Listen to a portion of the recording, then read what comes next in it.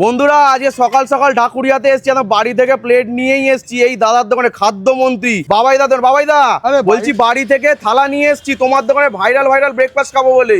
আরে বাড়ি থেকে প্লেট আনার কি দরকার আছে? আমার কাছে তো প্লেট ছিল। তোমার কাছে আছে? একদম। ওরে ঠিক আছে, আমি নিয়ে এসেছি যখন আর কি করা যাবে, দিয়ে দাও তাহলে। আচ্ছা প্রথমে কি যাচ্ছে?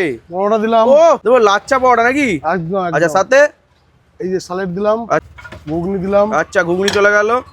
আর কি খাবে দেবো বলুন? চিলি চিকেন, ডিমের কারি। দাও দাও সব দাও, যা আছে সব রকম দাও। ও প্লেটে তো জায়গা হবে না।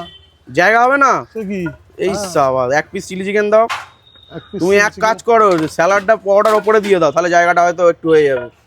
একটা বেড়ে যাবে। হ্যাঁ।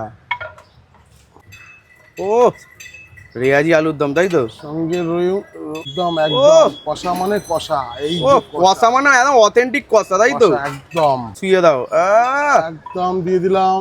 আচ্ছা বাবাই দা, তাহলে কি রেডি হয়ে গেল? একদম মোটামুটি দোকানে সব রকম আইটেম চলে এসেছে, তাই তো? একদম একদম। আচ্ছা বাবাই দা একটু হাতে ধরো। ধরলাম। আচ্ছা এটা কি কি আছে, এটার দাম কি একটু বলে দাও। এটা কি দিচ্ছ গো? এটা হচ্ছে কি ভালোবাসার ছোঁয়া মশলা। ভালোবাসার ছোঁয়া। ঠিক আছে? আচ্ছা তার সাথে দিয়ে দিলাম একটা চামচ। আচ্ছা